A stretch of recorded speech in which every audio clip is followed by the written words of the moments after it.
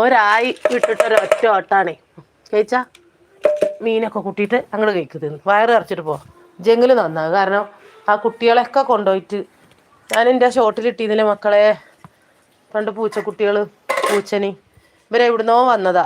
എന്നിട്ട് കുട്ടികൾ പാവങ്ങൾ അപ്പുറത്തെ എവിടെ പ്രസവിച്ച് കിടന്നിരുന്ന തോന്നുന്നു.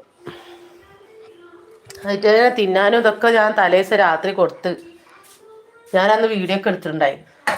എന്നിട്ട് രാത്രി നായ്ക്കൾ ശബ്ദം ഇങ്ങനെ കേട്ടിരുന്നു. ആയിട്ടുകളെ കൊണ്ടുപോയിക്കണം. ഇപ്പം 2 കുട്ടികളില്ല, പൂച്ച മാത്രം. അത് കാരണം ഇങ്ങനെ വരിക.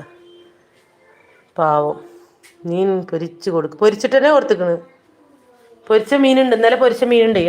അതും ചോറുപാടെ കുഴച്ചിട്ടാണ് കൊടുത്തിക്കണത് കുട്ടികൾക്ക് കൊടുക്കും പോലെ. അറിയാം മനസ്സാ നിങ്ങൾക്ക്?